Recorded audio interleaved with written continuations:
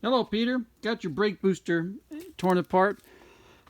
I took still pictures of it when it arrived, and as I tore it apart, doing a video of me tearing it apart would take too long, and so I'm going to go over what I found. This was painted black, as you may remember. The faceplate was painted aluminum. I'm not sure why, or silver. I'm not sure why anyone paints aluminum silver, but the thing that let's see, it was leaking brake fluid internally, which is because it was coming out the vacuum port when I took it apart. And so what I found when I first took it apart, disassembled it, was here's your vacuum diaphragm. And what we're going to look at are the lips right here.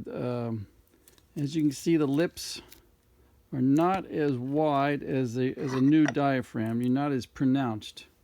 See if you can see that. Okay, so this lip right here has collapsed, and it doesn't grab the inside of the can like it's supposed to. You can see how much more pronounced that lip is. So we need that lip to grab the sides of the vacuum can. So that's the first problem I ran into. The second problem I ran into was the condition of the shaft right here. This is hard chromed, and it's supposed to be perfectly smooth so it can go through a seal right here. This is, let's see, I've got one here. All right, this is what the shaft should look like. This one's not in great condition, and I would substitute this one for yours, except this one is bent, and I don't have any shafts. I've lost my hard chromer, so the only thing I can think to do is to try to remove this shaft from the fitting, or I'm considering just making a new fitting and putting a piece of drill rod in here and manufacturing my new shafts, because I don't have anything to substitute for yours. Because this is not going to fly, because what this has to go through is this seal right here, and this seal is the original seal, or at least it may have been rebuilt. The booster may have been rebuilt once before, but this blue seal is probably 20 years old, I would think. It was never replaced by whoever rebuilt the booster previously. The current seals are black, but you can see the remnants of the blue around here. Anyway, so this is going to be an issue I've got to deal with. Now then, the next thing I found was, this is your vacuum can. As I say, it used to be painted black on the outside. On the inside, there was nothing except rust, which is not supposed to be in there for several reasons. And you got some rust pits right there. The biggest issue with the rust pitting is the fact that the vacuum diaphragm has nothing to seal against, and so you get a vacuum leak. The next issue with the rust is it's very abrasive, and what that rust is going to do is act as sandpaper or grit and tear up your rubber. And so when I got in here, there was black slime down inside here, essentially just shaved off rubber from your diaphragm. Now this is what the vacuum can is supposed to look like. It's been plated with the original cadmium. This is not zinc, this is cad, and you can see how nice it is inside. Well, you got to have a nice surface for the rubber to rub against, to seal against, but you also have to have something to keep the rust from occurring.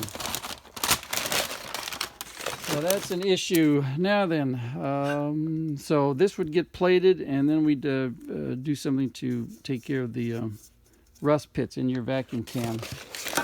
Next issue I ran into, the slave cylinder that goes on the face of the booster. This is sleeved in brass. I'm not a fan of brass, because anybody that knows anything about brass knows that it oxidizes, and especially if it's in .3 brake fluid. I guess theoretically using silicone brake fluid you wouldn't have to worry about it, but even so, the silicone can have water in it, and what happens is the brass oxidizes and mixes with the brake fluid and creates a green slimy paste. And I've run into this before when I've had to rebuild wheel cylinders that were sleeved in brass. I do not recommend sleeving in brass. It's also very soft. I don't know if you can see it or not, but you can see the scoring inside here from the steel piston that rides inside of it. This is not your piston. This is one that I had plated. And anyway, so the steel piston is going to rub against that soft brass and score it. What I like to use is stainless steel. And another issue with this unit was that the sleeve was out too far. You can see how deep the sleeve is supposed to be. Not quite this far out. And what that means is when you screw it into the slave cylinder, it's not going to orient properly when it hits home. When you screw the slave cylinder into the faceplate, it will not orient index properly to where the bleed screw is up. And this is the previous rebuilders ran into this because they used not one, not two, but 3 seals down inside here to get this thing to seal properly and to orient. And what they had to do is stack these seals on here. Anyway, you're only supposed to have 1 seal on here. So that's another issue. So I'm going to get this sleeved in stainless steel, and I usually have these on an exchange basis, but I'm out of them now.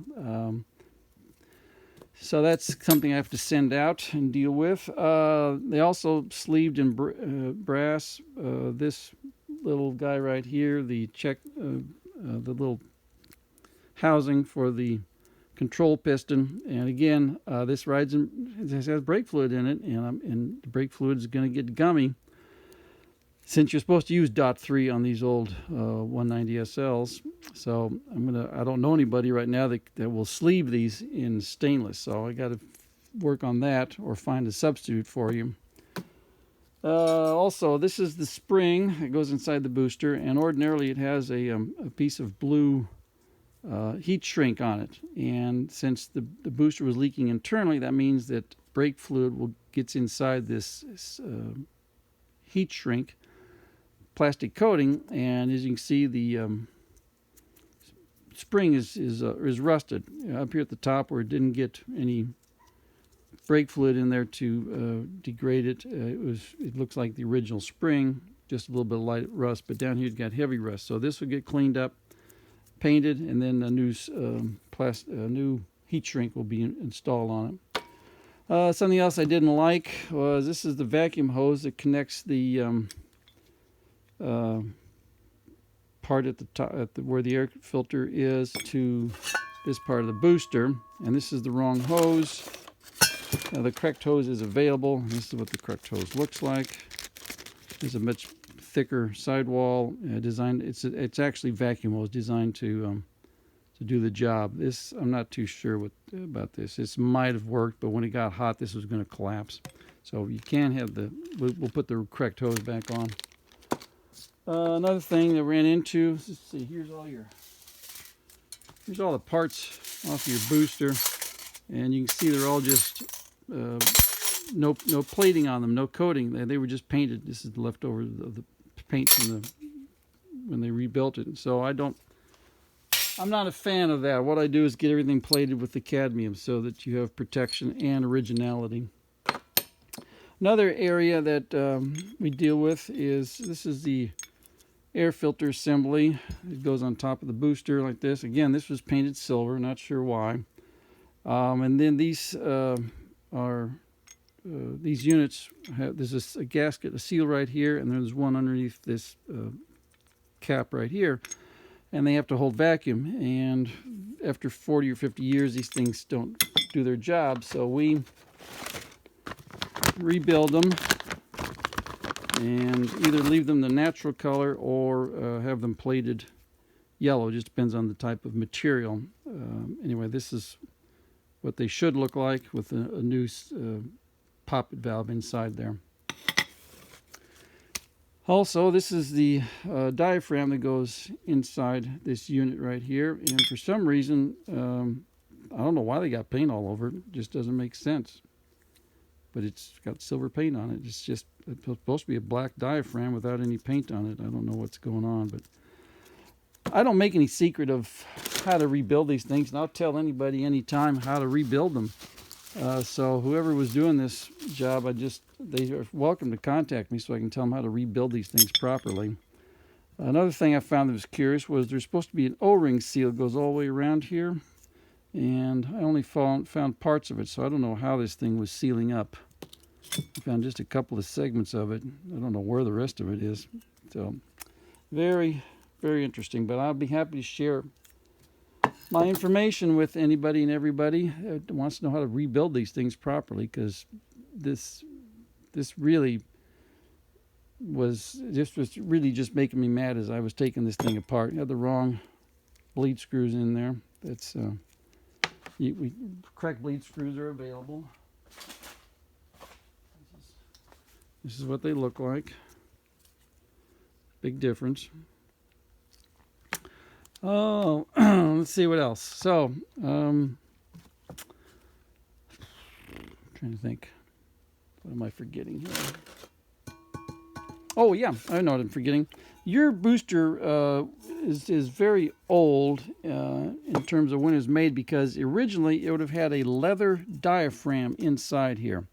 And the way you can tell it would have had leather is because it's got this hole in the back, which would have had a fill plug right there. And what would happen is that once the booster is assembled and in the installed position, you'd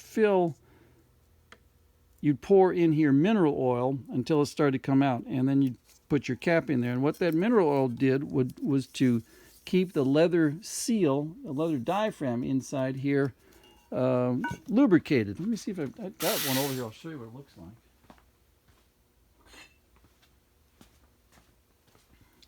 This is what the leather would have looked like originally. This was a multi-piece unit. Got this big plate here, got this plate here, have a wick underneath here that absorbs mineral oil and then lubricates your leather diaphragm. And the reason I mention it is because once the booster is converted to the rubber diaphragm, you're supposed to, the rubber diaphragm gets a permanent lubricant. What I use is Teflon grease. It gets a permanent lubricant. What you're supposed to do is screw this plug in from the inside so that nobody will think that there's a leather diaphragm in here, and open this up and pour mineral oil in there to combine with the Teflon grease that's the permanent lube inside here. So that's another thing that needs to be done, and that's in the instructions in the shop manual. See what else is there. I think that's it. Just to give you an idea what's going on. Anyway, I'll do my best to take care of this for you and get it to you after the holidays. Thank you very much for sending it to me.